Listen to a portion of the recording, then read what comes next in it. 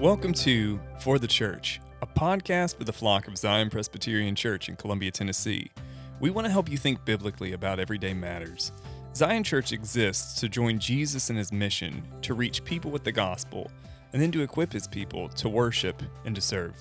I'm your host, Keaton Paul, and joining me is my conversation partner and co-host, Seth Scruggs.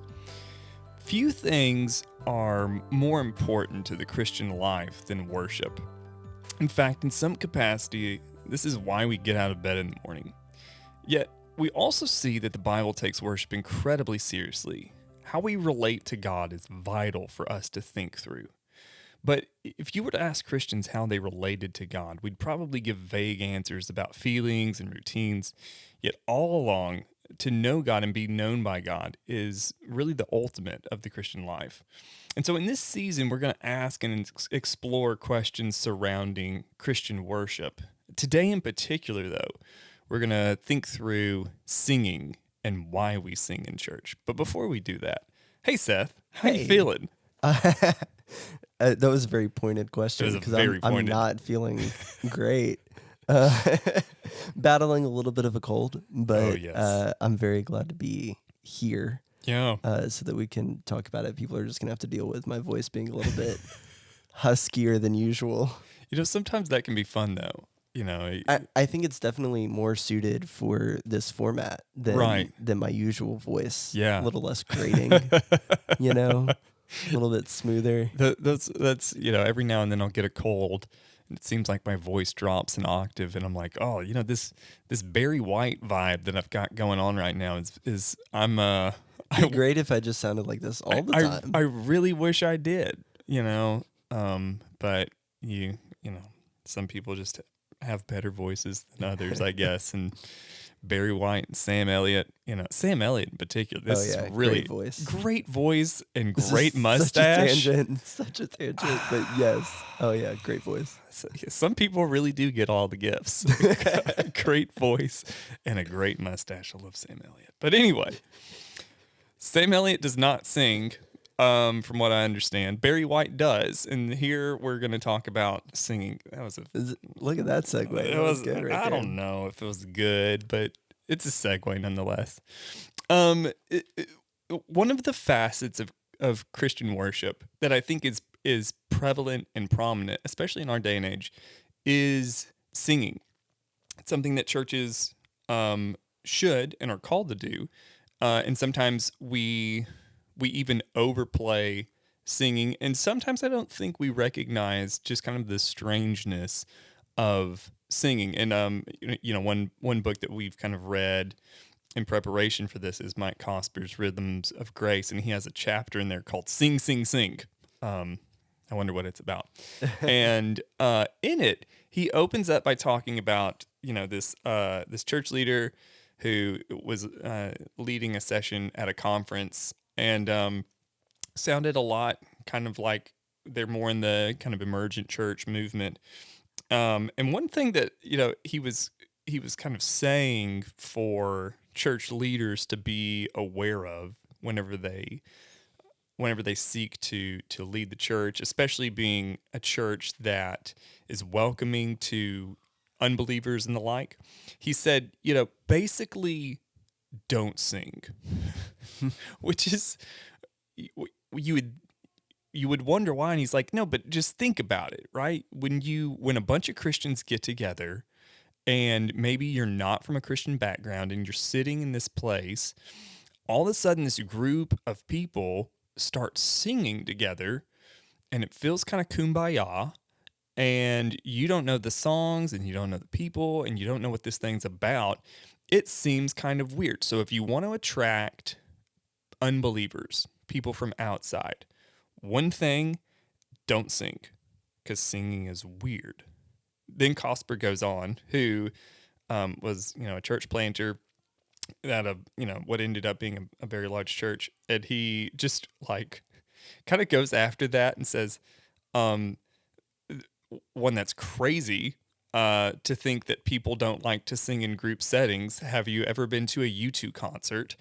When Bono comes out and starts singing, everybody else starts singing. So to say that people are uncomfortable singing in group scenarios is once, veritably false. But there is something to be said that there's a unique aspect to Christian worship in regards to singing that doesn't really happen in other spheres. Was that a pun on U2 and their performance at the Sphere? Is that? Oh no, but I wish if I had been more thoughtful, I wish it were. Uh, Yeah, no, I think you're right. I think that, well, to Cosper's point, I think that what's so funny about that is that it points to the desire to do something as a group, yeah, right? And yeah, and that's something that we've talked about in this kind of series on worship is we're all defined by this need to worship something. yeah, right, And I think that more than that, we're all defined by this need to be a part of something, right, right? right, And what God does in the way that he sets up the church is he meets those needs. yeah. And so it's interesting that it's like, well, people don't like singing. Yeah. Have you ever been to a Taylor Swift concert? Like, have Yeah, you ever seen 70,000 people singing the lyrics to the same song? absolutely. Because it exists. It totally exists. Yeah, yeah. Any concert, that's a good concert. Go to a Journey concert, right? Plenty of people are singing. U2, plenty of people are singing. Taylor Swift, if you're into that, plenty of people are singing. Right? We've already made. I feel like we've hit our cap on Taylor Swift references from now on. Cut those out. We've got any music reference going forward cannot be a Taylor Swift music reference, because the audience is probably not. But not many of y'all are Taylor Swift fans. But I bet there are some Journey fans listening right now. Maybe some U2 fans. I don't know. Sure. I'm sure there are. I'm sure there are. So anyway, but why sing to begin with? Well, one thing is the term to sing is prevalent throughout the entirety of the Bible, constantly. And it's something that's in one regard it's an overwhelming reaction. So take for instance Moses, when Israel is delivered from Egypt, in the Song of Moses in Exodus 15, he just breaks forth and says, and starts singing, "I will sing to the Lord." So there it is, and the Psalms will pick this same sort of thing up. Whenever the Lord does an incredible work of redemption, naturally what follows is God's people sing. And so we have this pattern, this biblical pattern of the Lord redeems his people, does this incredible work of deliverance, brings his people to himself, and what's the appropriate response of his people? To sing. And we have that, but not only that, we also have regular calls in Scripture to sing to the Lord. Psalm 9, Psalm 30, Psalm 33, Psalm 149. All of these call us. Sing to the Lord a new song, the psalmist will say. And in fact, even more than that, there's a whole book. In fact, the largest book of the Bible is a songbook, the Book of Psalms. So Christians, not only singing is, in my mind, I think biblically, and I think this can be backed, singing is not optional for the Christian faith. It's something we're called to do. It's the appropriate response in a variety of settings, whether that be praise, which I think is the most common genre ascribed to singing, but also in lament. Singing dirges and singing laments are, if we follow our Psalter, are a thing that we do. And so we see this sort of pattern throughout the whole of redemptive history, throughout the Old Testament. Even in the prophets, we see this sort of thing in leading up to even the Gospels themselves. On the night that Jesus is betrayed, they have their upper room kind of discourse. They celebrate the Passover, and then in very Passover sort of ways, they sing the Psalms, the Hallel Psalms probably. So we see this part of the Christian life. It's not an optional facet. Singing is vital for Christians to do. But now I think a bigger question that we really need to ask is, what does singing do? Because that's something that probably people that we're not really thinking about whenever we show up to church. If you grew up in church, then singing is just a thing that you do, but you never think about what it's doing. Or if you're not from a Christian background, or you didn't grow up in the church, and you see this group singing together, you're probably not thinking, what's this doing? You're probably more thinking, what's this about? What are they doing? What are they doing? Right. But singing really does do things to us. One of the really fascinating books I read to get ready for this series was Daniel Block. He's an Old Testament scholar. He wrote a book, For the Glory of God, and it's basically a huge biblical theology of worship. I think it's really well done. He's an evangelical. There are some things, he's Baptist, so there are some things in on the sacraments that I'm like, yeah, I don't agree. But his section on singing was so good, and he opens up this chapter and he says this. This is such a good quote. It seems that nothing defines a people like its music. People are what they sing. What's interesting about this, though, that quote, this is coming from an Old Testament scholar writing a biblical theology of worship. It's not typical, when you just think of, if you read kind of biblical theologies of anything, Greg Beale has this massive biblical theology on the temple, and he doesn't say stuff like that. And really, the rest of the book is really geared. There are lots of applicable things, and he brings stuff into today's world, but it's not a densely scholarly book, but it airs to that side. So for him to have that opening statement that is massively practical and a fairly universal statement is kind of shocking, but it's so true. And I think there's a biblical precedent that goes with it, because the Psalms and the prophets will say time and again, we are what we worship. And we become what we worship. This is some of the mockery that the psalmist will write. Habakkuk picks this up as well, to say, they're mocking the gods and somewhat mocking people who worship the gods. Of, you craft these things with your hands, and then you worship them, and as you worship them, you're becoming like them, dead, dumb, silent. You hear nothing. You can do nothing. Your heart is becoming like stone that you're sitting there worshiping. Or, to kind of contrast that, we are what we worship. And so if we worship the true and living God, what's happening there? Well, the psalmist writes in Psalm 1 that, we're becoming this lively, fruitful being that bears much fruit, that is flourishing as those kind of connected to living water. And so I think really what singing does, especially a Christian theology of singing, is as we sing and ascribe to God the glory due his name, what's actually happening is this wonderful aspect of sanctification is happening, where the Lord is making us and molding us, hopefully by faith through the work of the Spirit. Let's not make too much of a sacrament out of this, but it is doing something on our hearts. I really think it is, as the Word of God does, and hopefully we're singing biblical truths and the like. But it's shaping us and molding us, and these words are really implanting in us. So we, in singing, we become a lot like what we worship. And this is a vertical aspect. But I do think that there's also, and we've talked a little bit about this before, there's this horizontal aspect to singing as well.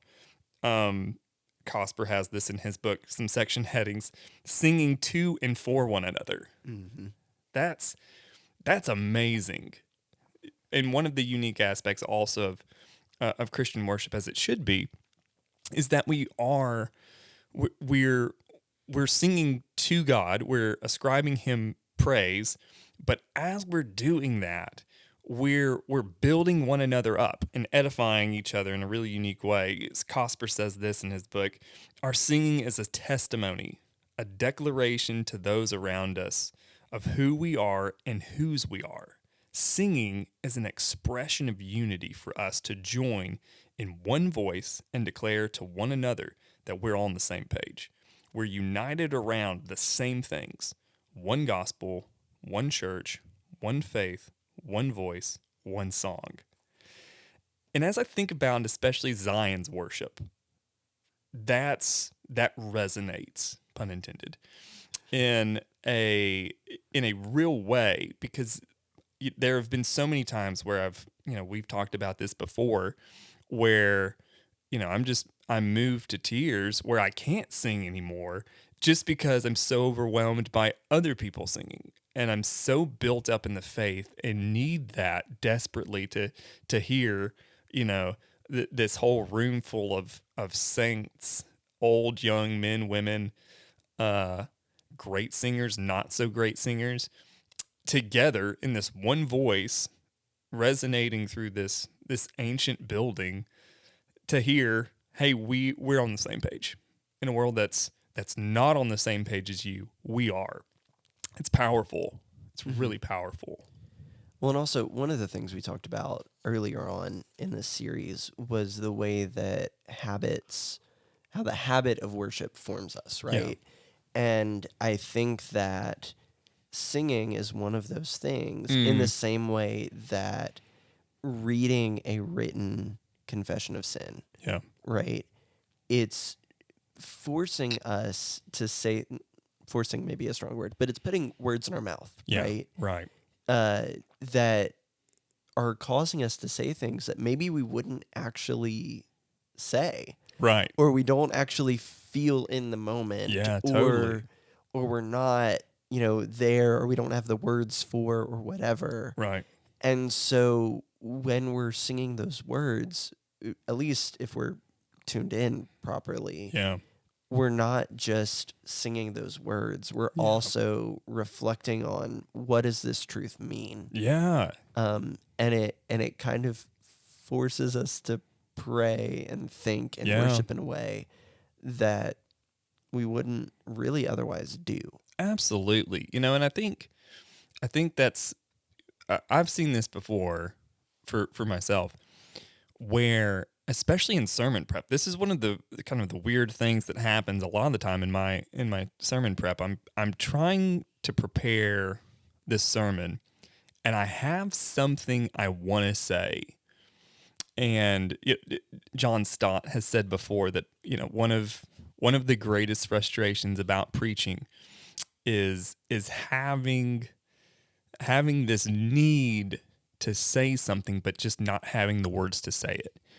And I had this same sort of thing this past week. I think it might have even been yesterday, where I'm trying there's this deep urge of, I want to say this thing and capture the emotion and the beauty of this, and I just can't quite communicate it the way that it should be communicated. And I just spent so much time just trying to figure out, how do I say this and apply it? And as I was sitting there doing that, just racking my brain of like, is there an illustration, or, can I just some sort of, frame it from, a real life application of how this feels? No, none of that's working. What's some way I can say this? And then a lyric popped in my head. It was Isaac Watts's "When I Survey the Wondrous Cross," verse 4. Were the whole realm of this age mine, were for a present far too small, love so amazing, so divine, bids my life, my love, my all. And so that, there, it was the hymn that it took for me to finally have that breakthrough moment of how do I communicate this rich emotion and the beauty of the gospel, this rich theology that so transforms my heart and stirs up my affections. Isaac Watts, right? So I think that's so true that embedded in these songs, we're giving ourselves a special vocabulary to relate not only to the Lord but also to build one another up. And it's interesting. Paul says in Colossians 3, right? So thinking on this sort of horizontal aspect of singing together, he says, "And let the peace of Christ rule in your hearts, to which indeed you were called in one body." Hear that unity language. "And be thankful of this reality. Let the word of Christ dwell in you richly, teaching and admonishing one another in all wisdom, singing psalms and hymns and spiritual songs with thankfulness in your hearts to God." So a huge part of the Christian life, according to Paul, yes, is singing to the Lord, of course, but also singing to one another. And when we take the vows of membership, or in the baptismal vows that the congregation kind of takes together, whether typically for infants, but not always. That sort of language of we're building one another up for the good of what the Lord has called us to do. I think singing is implanted in that, according to Paul here in Colossians 3. This is something we must do, and the way that the Lord has designed us as people and designed us as a congregation is to relate to one another. And one of the kind of most fundamental ways that we do that to build each other up is to sing. Well, I think, we just finished a series on the Song of Ascents. Mm-hmm. Songs of Ascent? Yeah. Songs of Ascent. And this is going to answer kind of the next question on the outline here, but it is something where these people are singing this together, right? Right. On their way to this place. Yeah. Both to express how they're feeling, but also to remind themselves of why they're going. Yeah. And that's exactly what we're doing every Sunday, right? Yeah, right. And so there's this biblical model and this precedent from ancient history that we are here to sing these songs together, to express how we feel, but to remind each other of the story of why we're going and where we're going. Yeah. This past Sunday we sang on Jordan's Stormy Banks, and so it's like we're all reminding ourselves of where we're going, and we're reminding each other of where we're going through that song. Yeah, absolutely. Yeah, and taken all together, it's the songs of ascents. I just want to thank you. Dot our I's there. Yes, the ascents are plural in the Hebrew. To nerd out for just a minute, but that's why you're here. That's the one thing I can the one aspect I can really serve is tell you the proper Hebrew. Yeah, I guess the proper Hebrew, but mainly on the number. Is it singular or is it plural? Well, I can help you there. But anyway, so in that kind of framework of we're singing these together, one of the big things this has been, we having a school, right, that is interdenominational. It's the language that we've used previously. There's a lot of different views, and I've seen this, throughout. And so, we kind of run into this sometimes where there's not a general consensus a lot of the time among people as to what songs and hymns in particular are doing, right? And so, most people will view hymns or songs, however you want to term it, as being expressive, right? This is my way of expressing my feeling before God. And true, right? Like, let's be hardline conservative Scottish Covenanter Presbyterians for just a second, and we only sing the Psalms without music or without instrumentation. We only sing the Psalms. If you only sing the Psalms, and you sing all 150, you're singing things that are deeply expressive. These lament psalms and these are richly expressive. How long, O Lord? Why have you forsaken me? These are oh Lord, that you would break the teeth of my enemies. Right? So these psalms are very expressive. But I think one thing that is lost, and this is what we were talking about before, one thing that's lost and people don't think of, even if you do come from, well, maybe if you're a hardline, Scottish Covenant or Presbyterian, then you probably do think on this more than a lot of people do. But in our context, people regularly don't think of the songs that we sing as being formative. And so the question often has become, is it expressive or is it formative? And I think yes is the answer, both. Certainly, it is undeniable that the songs that we sing form and shape us. It's just true.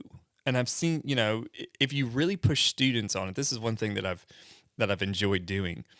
When I really push students on it, and you can see them outside of school, hopefully not inside of school, outside of school, they're walking around and it's like they have their AirPods glued into their ears. Mm-hmm. They live there. And you ask them why, and if you kind of peel the onion, as it were, to why they do that, these songs, are kind of my playlist for life, blah, blah, blah, blah, blah, blah. Okay, how have you changed as a person in the past 2 years for students? And that's a long time for students, and they can change a lot in that span of time. A lot of the times they'll say something like this, well, I went from this vibe to this vibe. Okay, what changed from that vibe to this vibe? Well, I got really, really, into Olivia Rodrigo. And so now I'm kind of on the edgier side of things, right? She's a pop artist that's kind of edgy, I guess you could say, right? And so what this, and case in point, right? There it is. Yes, her music has formed you. It shaped you. You like the aesthetic of it. And not only now are you kind of imbibing the aesthetic of it, you're imbibing the ethos of it. And so we see this all the time, and the same is true, especially for Christian worship, that yes, poetry, I think, honestly demands some sort of emotion. It's expressive just by definition, but it's also deeply formative. And I think we shouldn't think of it as anything other, less than being both expressive and formative. Yeah. I completely agree. I mean, everything, let's just take this into the church context, like the American church context, the people who listen to a certain kind of worship music. Yeah. A certain kind of Christian aesthetic, like there are Christian aesthetics that exist. Absolutely. Right. There are people who listen to, I'm going to call out names here, I guess. There are people who listen to Sandra McCracken. Yeah. And there are people who listen to Bethel. Yeah. And no judgment on either, whether or not you listen to either of those things. But we love you, Sandra. we love Sandra McCracken. I love Sandra McCracken. No judgment on either of those things. But there's an aesthetic attached to each of those things. Yeah, definitely. That, I am the type of person who listens to this, or I am the type of person who does this. And then even under that, the level of these lyrics speak to me in a way. Your point about Olivia Rodrigo. Right. She's popular because she hits a nerve Yeah. with a brand of teenage girls. Yeah. Who are feeling, they are both feeling expressive through that music, that they are expressing something that they have finally felt. Yeah. Put into words. Yeah. Being a misunderstood teenage girl. And then it's also forming them and giving them a place of belonging. Yeah. In the same way that worship music can do the same thing for us. Like music that praises God can do that for us. Yeah. And that's not to say people are treating Olivia Rodrigo as an idol or whatever. That may be the case. It may not be the case. But my point is just there that that music is functioning the same way. Yeah. Right. So the question isn't is it right or wrong? It's how are we effectively how is the music that we're listening to and the things that we're singing shaping us? Yeah. And how do we allow it to shape us, and how do we not allow it to shape us? Right, right. Totally. And with that too, this is another kind of, I think, wonderful thing about the Christian faith. It is the nature of especially our prayers and our aesthetic, we can use that term, particularly in the music of worship, religious worship. The reason that we can say and be okay with it being expressive is because there are aspects and there's freedom here in the Christian faith that our worship can be culturally specific.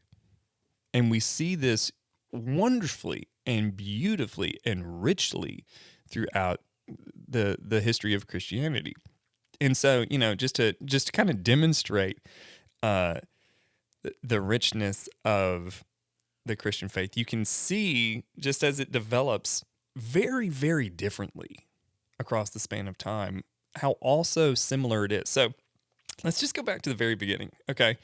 In the earliest church, first couple centuries, we see that immediately straight out of the gate in the Eastern church, in the Greek-speaking church, the Eastern church is totally fine writing new hymns. They sing a lot of kind of biblical tunes. There's of course psalm singing in every Christian tradition. There is psalm singing, or at least it's allowable. But in the Eastern church, they're writing hymns very, very early. One, they sing the Apostles' Creed probably fairly early, or at least some rudimentary iteration of it. But the Gloria Patri, glory be to the Father and to the Son, and right? That tune wasn't original, but that language of the Gloria Patri probably comes somewhere around 200 AD, right? So we're like either late 200s or late 2nd century or very, very early 3rd century. Clement of Alexandria, one of the great scholars of his day, and you can find this. We'll talk about hymnals in a second, but if you flip to the current Trinity Hymnal, one of the oldest hymns in there is a hymn called Shepherd of Tender Youth. Clement of Alexandria wrote that somewhere around 200, right? He's an Eastern Greek-speaking father. And so you have these, new hymns that have definite biblical themes but are not explicitly scriptural early on. In the West, in the Latin-speaking church, there's a little bit more hesitancy to write new hymns. Most of what's done in the Western tradition in the first several centuries of the church are more like chants, right? And almost exclusively psalms, and they're done antiphonally.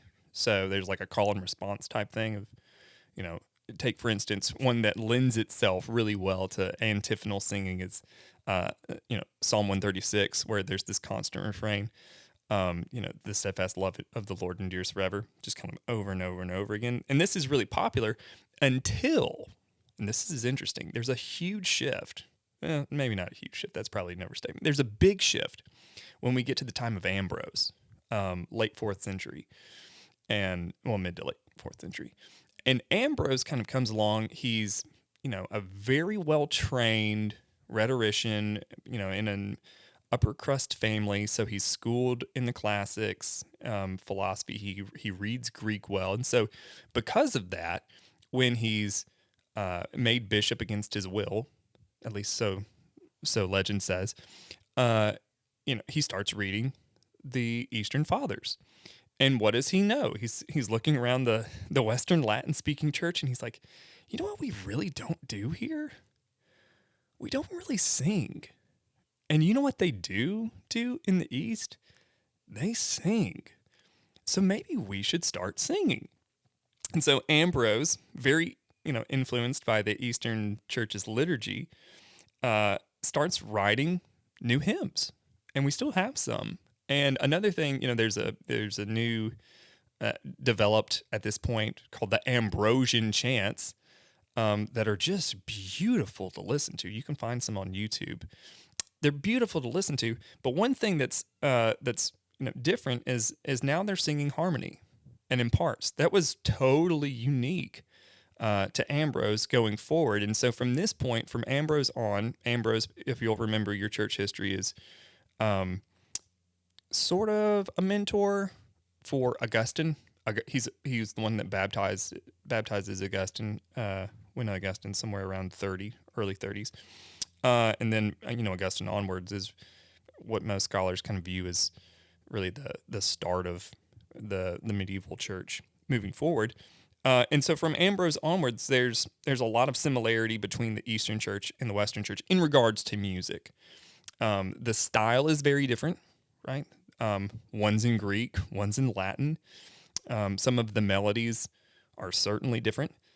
Gregorian chants will be developed by, in this era, but there's a lot of similarity. And so even going forward from there, the East kind of stays the same. And if you go to an Eastern Orthodox church, they're pretty much singing the same things that they were, in the first 5 centuries of the church. Maybe they sing them in English now, but if you go to one here, but in the West, there's development constantly. In the West, there's large choirs that are put in place, or most of the singing is done through the chanting of the priests. But there are hymns developed, and actually quite a few hymns developed in the Western Church. But most of the hymns are very contemplative, as you would imagine, because they're written by monks by and large. One famous, though, one that we sing regularly is Francis of Assisi's All Creatures of Our God and King, which is just a beautiful hymn. It's one of my favorites to sing and to play and to especially start worship with. You start off on this note of, very Psalm 150, all creatures of our God and King, lift up your voice and with us sing. Oh, praise him, hallelujah. And so that's written in the 1200s, or late 1100s, early 1200s, by Saint Francis of Assisi. And so from here, the medieval era, lots of hymns are written, mainly sung by choirs or priests. It is common during this time that congregations did not sing, and almost all singing was done in Latin. There are some. This is an interesting, kind of facet. The Venerable Bede, who is writing in the 8th century, talks about how there were some old English hymns written early on, and but by and large, most things are done in Latin, and so because of that, the common people didn't sing. It was just specific priestly choirs or the priestly chants. When the Reformation happens, and we've said this before, and it bears saying again, the Reformation really was a change in worship. It was a development or a reformation of worship. And you get to the Reformation, and there are a couple different responses. There's either this response to say, we want to take what was good in the Catholic Church and make it more biblical, or swing the totally other way. We want to make sure that nobody ever associates us with the Catholic Church again, right? So Luther, who most people will take to think, you hear Luther and your knee-jerk reaction is to say, we don't want anything Catholic. We want to swing as far the other way as possible, which is not true about Luther at all, interestingly enough. And especially, well, maybe not especially, but more than any other reformer, I think, in regards to worship, Luther remains kind of the most quote-unquote Catholic in this way. Luther, who won, is himself a talented musician. Apparently, he had a fantastic voice and could play the fire out of a piano, and maybe even guitar. I think I read that, or the lute, I should say. I think I've read that somewhere. But Luther was all about hymns and writes a number of hymns himself. A Mighty Fortress is Our God, most famously. But he's fine writing, not expressly psalms to meter, writing kind of paraphrases of psalms or taking a biblical theme and writing poetry over it. He's all about congregational singing in German. He's all about having instruments. In fact, early on in the Reformation, one of the things that Luther required pastors in training to do was to be musical. You need to sing, because if you can't sing, at least in Luther's mind, if you can't sing, you can't preach. So he takes this very seriously. All about harmony, very common. So you have very much this idea of somewhat of Catholic worship, of a developing new hymns to instrumentation. But now, because of the priesthood of believers, we want all the believers singing. And so, in the Lutheran churches of Luther's day, and then really from this point on, this really sets a trajectory. The German hymn tradition is probably the richest hymn tradition, and it's untapped a lot of the time by English speakers. And this is not on my own. Kevin Twitt, who, if you're listening to this, we all know and love. Kevin Twitt did a class on the history of hymnody at Covenant Seminary, and it is a fascinating course. I loved it. It was tremendous. I'll probably go back and listen to it again. It was so good, and that's his one of his main theses. Theses is that the German hymn tradition, as far as corpus and quality, etc., surpasses all other hymn traditions by a pretty good margin. And a huge part of that is just because of Luther's precedent. From the very beginning, he starts writing hymns, and the German Protestants follow suit. So to contrast that, a contemporary of Luther was this Swiss priest and pastor named Ulrich Zwingli. And Zwingli kind of swings the other way. And so in Zwingli's church in Switzerland, he says, we don't sing because singing's too Catholic. So we will read responsively. We will not chant. We will read responsively the Psalms because Bible, but we will not sing. That's obviously probably a lot bit far. Kind of the course corrector in so many different ways, right? You can just take the sacraments, which we'll look at in a few weeks, but Luther's view of the Lord's Supper being one, Zwingli's view of the Lord's Supper being the polar opposite. The course corrector throughout the Reformation, obviously John Calvin. And Calvin is not quite on board with what Luther's doing per se, but he is in favor of congregational singing, and he is in favor of lively tunes. And now the big difference is Calvin only sings the Psalms in Calvin's Geneva. They only sing Psalms to a degree. We've kind of gone through this before. They sing the Apostles' Creed. They probably sing the Ten Commandments. They sing the Nunc Dimittis, the Song of Simeon. They probably sing the Kyrie Eleison. But by and large, they only sing Psalms. But it's a rich tradition of psalm singing. And one of the English monarchs absolutely hated the tunes that they were singing to, because these were folk tunes, right? That they were singing, and they were writing the psalms in the common language, translating them from the Hebrew, writing them in the common language of the day, and then ascribing to them these really lively tunes. They called them Geneva jigs. Right, which is not what you think of whenever you think of psalm singing or Geneva, especially with Calvin. But these were super duper lively tunes that stuck in your head. And so, one of the famous ones, and we can make it pretty unlively, but they had a famous songwriter that Calvin commissioned to write these lively tunes named Louis Bourgeois. And one of the most famous tunes that Bourgeois wrote we call it Old 100th. It's the tune that they set to Psalm 100, but it's the tune that we sing to the doxology. But the way we sing it is like very American. Lig Duncan was, kind of brought this out in our worship class. We sing it like very Americanized, and like every note is pronounced da da da da da da da da da da da, right? The way that Bourgeois wrote it, though, it's way more flowy and flowery, and there are kind of like, far more embellishment, and probably way more fun to sing. But if we tried to do it here the way Bourgeois wrote it originally, we probably couldn't sing it, because that's just not really how Americans sing. We like these little quarter notes things.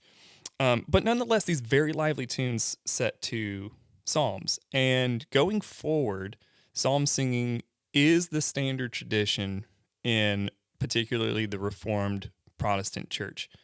The Germans and the Lutherans are writing tons and tons of hymns. The Protestant and Reforms are singing the psalms. And they never like super get over the Genevan psalms. Like Knox and the Scottish reformers will do English translations, but by and large they kind of keep the same ethos. The English church basically does the same thing, and like psalm singing is the norm for almost 200 years. And then all of a sudden we meet a guy, kind of late 1600s, early 1700s, who is a brilliant guy. He's a Congregationalist. So at this point in time, he can't, you're not allowed to go to Oxford or Cambridge unless you're part of the Church of England. He wasn't.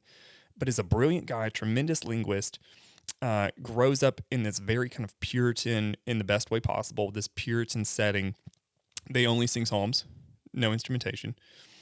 And he was sitting there, going, knew Hebrew well, Greek and Hebrew, he was tremendous. His Latin was outstanding. And he was sitting there, one day, just having grown up in this tradition, and he was somewhat bemoaning the Psalms, because he's like, the Psalms that we sing set to meter they're not great. Like, they're very wooden translated. And, if you were to like very woodenly translate Hebrew poetry into English, it's super clunky. It's very awkward. Some people say it kind of sounds Yoda-ish, but it's even more foreign than that. So it's kind of all over the place. And he says, it's maybe it is, fairly, fairly faithful to the original, but it lacks communication. It lacks poetry. It lacks artistry. And so from this point, Watts kind of sets himself, already somewhat of an accomplished poet, and he begins writing Christian poetry. And after he writes some very prominent hymns that, nobody sings in worship, but are, they're there. When I Survey the Wondrous Cross is one.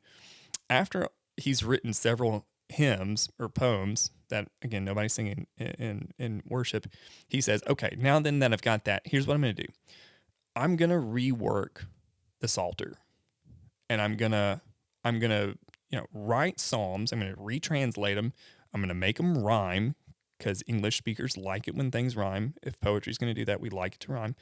But I'm also going to give it a Christocentric bent. And so he's doing this wonderful Christ-centered Psalter writing. And in his day, like this is one of the hot debates in kind of, just the post-Puritan era in England, in kind of Congregational and even probably some Presbyterian churches. Do you sing Watts's Psalms or not? And, some people, like, if you sang Watts's Psalms, you were the progressive, right? You were the theological liberal. Why? Because this isn't the very strict, wooden, awkward Psalms in meter. This is Watts's flowery, poetic, Christocentric Psalter. Which we think now, like, especially in our context, if you put like Christ-centered on anything, like, you get 2 thumbs up, hopefully.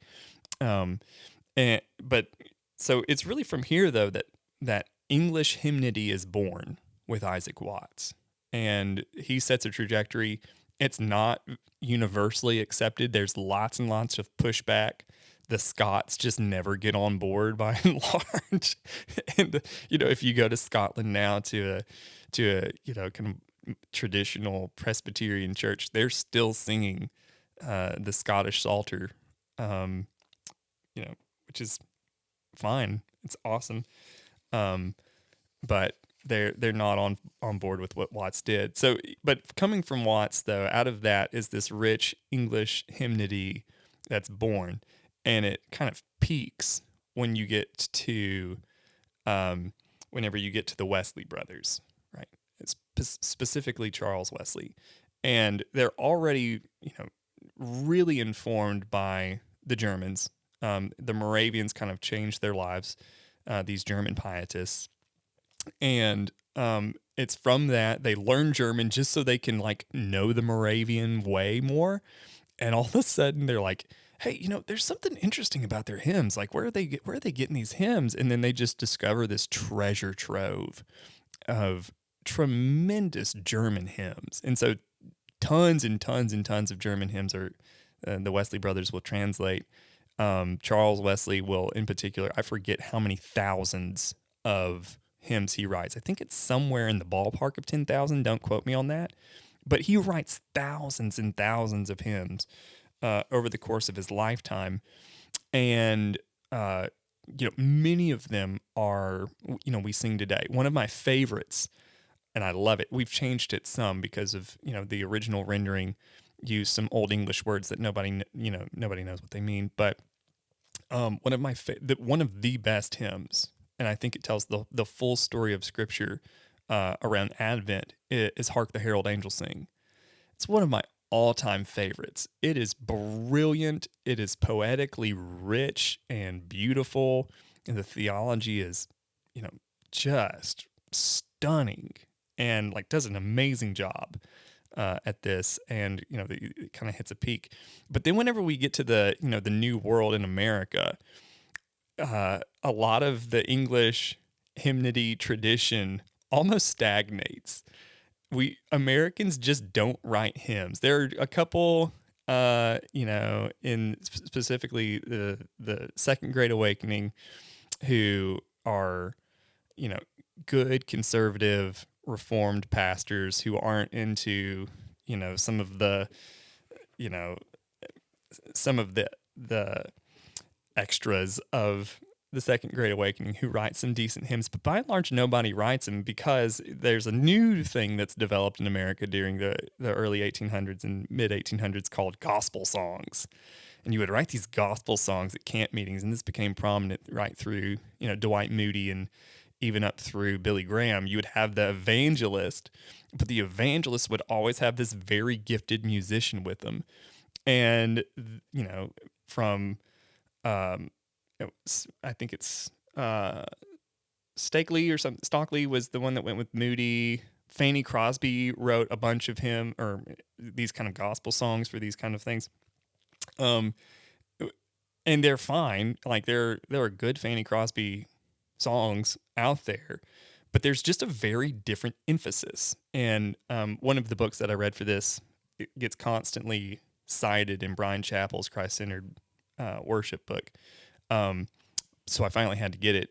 Was Robert Rayburn's "Come Let Us Adore Him," and he kind of gives this breakdown of the difference. Gospel songs really emphasize the experience of the believer, he says, and so he contrasts gospel songs and hymns, and he's like, hymns are scriptural, Godward, and poetry that is best when sung, and so hymns kind of coordinate our prayers, but these kind of gospel songs or sacred songs more kind of coordinate with exhortation, and you can kind of see that, right?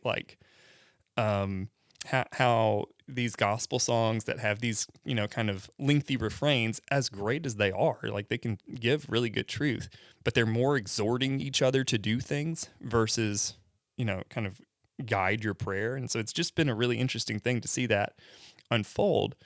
And then, not long ago, really since probably the late 90s, early 2000s, we had a sudden movement in the American church of the modern hymn movement, which is probably what many of us are familiar with, especially if you're listening to this. You probably know a lot of the old hymns, but we probably also sing an equal amount of hymns from this modern hymn movement, with people like the Gettys, who are Irish, or our dear friends from Indelible Grace, Kevin Twitt, shout out, and Sandra McCracken, who we've mentioned already. And so we've seen this sort of revival to say, we need, not that gospel songs are bad, but we need more hymns. We need more things to kind of capture the language of prayer for us, and guide us into the very throne room itself. And I think that's a really thing to be encouraged by. Yeah, I agree. I think especially pointing out that there's a place and a time for these gospel songs, Yeah. that the sacred song kind of idea, that there's a place for that. Yeah, Because totally. there is that horizontal aspect to our Right. worship. But always coming back to this idea of where are our songs pointing us, and ultimately that needs to be vertical. Yeah, definitely. And keeping that in mind is great. Now then, one thing I want to do is like make a ploy right here. This seems like the best place to do it.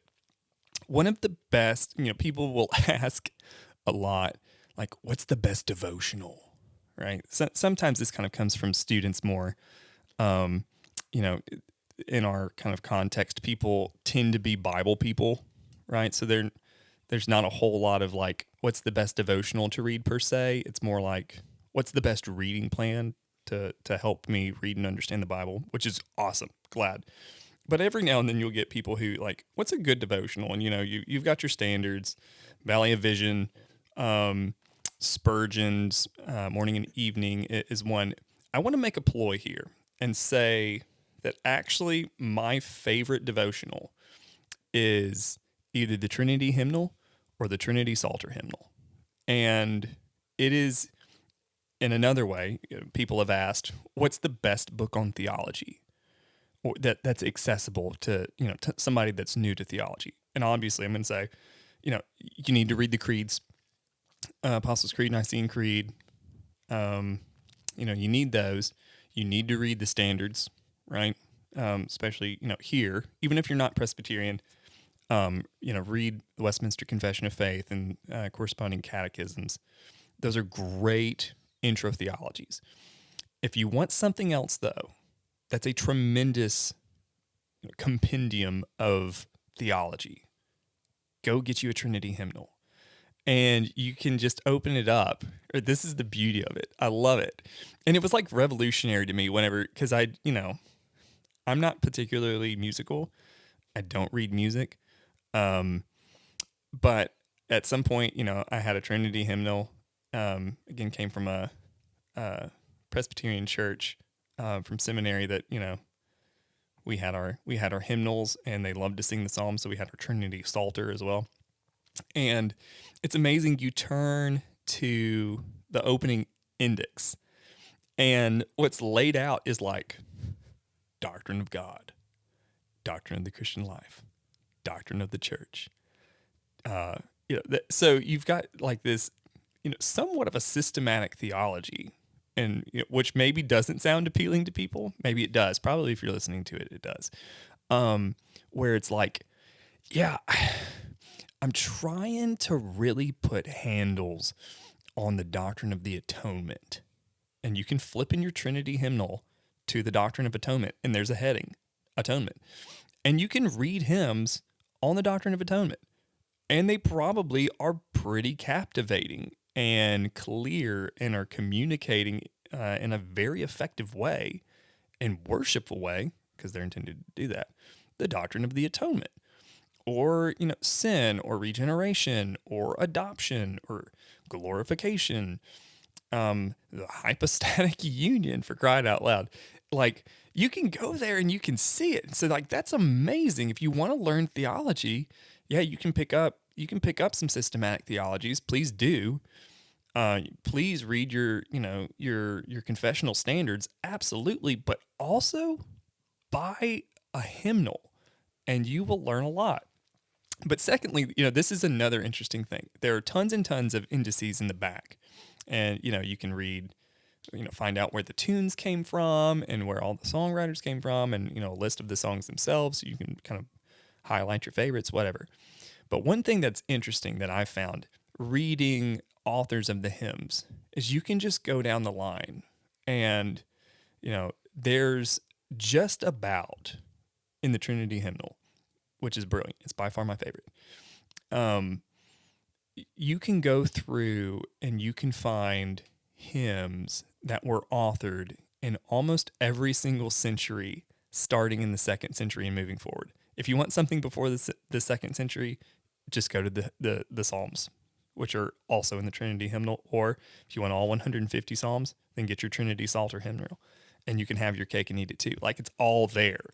And so, really, I think that one of the most essential books for the Christian life, even if you don't read music, is a Trinity Hymnal. And like, one more story, our dear Ligon Duncan told a story that on Sunday afternoons, one of the kind of elder statesmen of conservative Presbyterianism, RTS, my alma mater, and the PCA, is a guy by the name of Douglas Kelly. And if you've ever met Douglas Kelly, you will never forget it. Like, he's just this awesome guy, a systematic theologian, professor for, I have no idea how long, really long time, retired fairly recently from RTS Charlotte. He taught at RTS Jackson for decades. And one of the godliest men out there. Brilliant man. But an incredibly godly man. And Ligon Duncan told us that one time, a common practice for Doug Kelly was on Sunday afternoons. He would go home from church and he would open up his hymnal in one hand and open up his Bible in the other.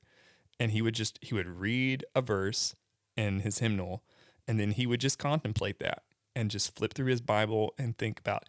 And that was how he was internalizing, digesting, ruminating on, meditating on Scripture. And so we can say, I think, if you struggle to meditate on Scripture, you need a hymnal. You need one. Buy one. We'll get you one. Just call and ask. But it's vital, I think, for the Christian life that you find a good hymnal and you keep it close by and read it. It'll be good for your soul. Yeah.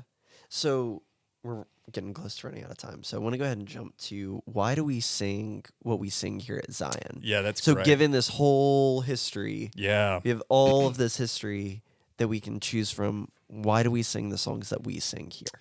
Yes, the songs that we sing here, which I think is, we worship at Zion is absolutely incredible, and we have criteria that we kind of filter through songs to sing, and in true Zion fashion, really our kind of ethos.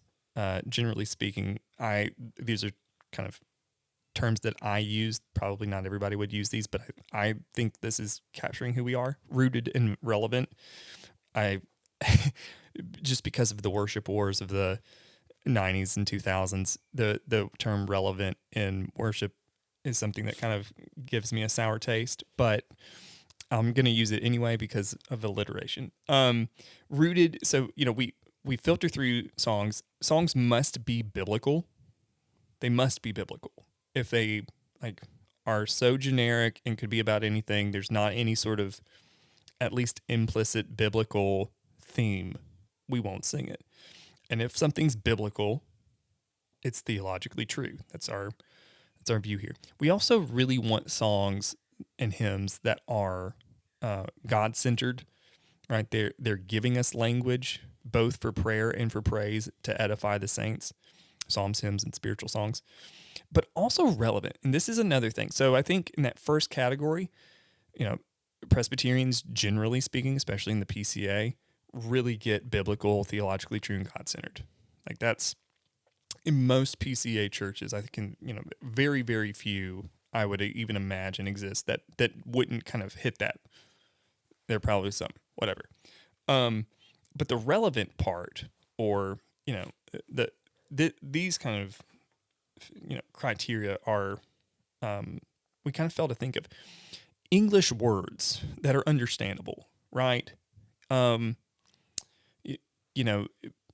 Take "Hark the Herald Angels Sing," for instance. We changed the words to "Hark the Herald Angels Sing," and I don't remember what the original rendering was, but numerous words in the original version that Charles Wesley wrote were Old English words, which meant that, especially as time went on, fewer and fewer people, even had some sort of, working knowledge of, even if in kind of passing sort of way. And so they changed it to be, modern and understandable. One thing I do think, there's Robert Rayburn makes this case in his book that you shoot a little bit high. You want your hymns to kind of stretch your people a little bit. So one of the hymns that I love is "Crown Him with Many Crowns," and there's this lyric in there talking about the beauty and the richness of God in Christ, and it talks about that God is ineffably sublime. Like, I'm not going to use ineffably sublime in most cases, but it's stretching me because you can just sit there and think on that line for for so long. Just ponder, what does it mean that this is ineffably sublime? So you want to stretch people a little bit, but you also want things to be understandable, right? There's a reason why we don't sing much in Latin or Hebrew or Greek. So understandable English words, but also singable tunes that accurately portray what the song is trying to communicate. And again, this is, I think, somewhat of the culturally dependent that you can point out. It's objectively true that regardless, all Christian traditions everywhere believe in singing the Psalms, right? So we can just start there. The way believers have sung the Psalms throughout the ages is very culturally specific, right? Israelites sing them in a very particular way in Hebrew. The early church sings them in probably a different way in Greek or Latin. Maybe they chant them. Middle Ages, they're singing the Psalms in Latin with a very particular tune, musical instrumentation. Calvin's Geneva, very lively tunes, no musical instrumentation in the language of the people. So there's this dependency because certain cultures sing certain ways. Tunes resonate in a very particular way. And I just want to point out something here, that this is one of the beauties of what God has given us in Christianity. Right. Is that one of the defining aspects of Christianity is that it is not locked into a cultural place. Right? We are able to take it and contextualize it, right, while also being true to what the Scripture says. Yeah, and right. while still being biblically true, we are able to come to America and have songs in English that are in tunes that we can recognize. Yeah. And believers in Africa Yeah. can have it in tunes that they recognize in their language. I don't want to just blow past how that's incredibly unique and important and just amazing it is that we're able to do this. Right. Yeah. And so even on that note, I listened to Martin Dalby. He was now he's the president emeritus of Covenant Seminary. He did a class on Christian worship, and one thing that he kind of showed and demonstrated and brought out was, the Presbyterian churches in Africa sing a lot of the same songs. But one of the main differences is the tune is very different and the instrumentation is very different, right? So in America, for instance, in kind of conservative traditional Presbyterian churches, organ and to these very probably English tunes, very, we like our quarter notes. He said in Africa, they'll sing the same song, but they'll have a different tune, and the main instrumentation is percussion, right? Very few like stringed instruments or something like that, but lots and lots of drums. And, is one being more biblically faithful than the other? Well, no, we wouldn't make that case at all. And that's a very unique thing. Contrast that with, the Islamic faith, right? It's not the Quran unless it's in Arabic. And the worship has this very Middle Eastern feel. Here, Christianity is, we're singing the Gloria Patri between, the 3rd century and the 21st century in 2 different languages with massively different tunes. And yet we're able to say, this is true about God. And we're able to express that in a way that resonates with our culture. And so that's a huge aspect for that. But third and finally, the kind of category that we want good Christian songs for the Christian life. So kind of going back to that point that we made before, we want to instill in people, you're not going to catch all of the theology in a good hymn the first time you sing it. You're not. And there have been so many different hymns that like get stuck in my head. And, one of my life hymns that I sing all the time, hum it. I'm not even, it's completely subconscious. Guide Me, O Thou Great Jehovah. And William Williams, one of the great Welsh writers. And I've hummed that song and sung it subconsciously for years. And, every now and then, there will be another part of that hymn that like just blows me away. I think it was about this time last year. I was just driving into school one day, humming Guide Me, Thou, O Great Jehovah. And I got to the 3rd verse and I'm like, I just about had to pull over because it just kind of smacked me in the face, the richness of this hymn that I'd sung 1,000,000 times. But the theology just sunk deep down, within, and that's what we want. We want Christian hymns for the Christian life that stick in your head, and you're doing the dishes, singing this song or humming it to yourself, and then kind of out of nowhere, a lyric just grabs you, and points you to the Lord and calls you to worship, or captures an emotion of whatever you're going through. That's one thing that we're going for, and that's an exceedingly difficult thing to do. But I think we do a pretty good job at it. So thanks, Cam, and all the musicians for filtering it, that and having that kind of criteria and picking songs that really are Christian songs for the Christian life. Yeah. Yeah. No, I think this has been extremely helpful.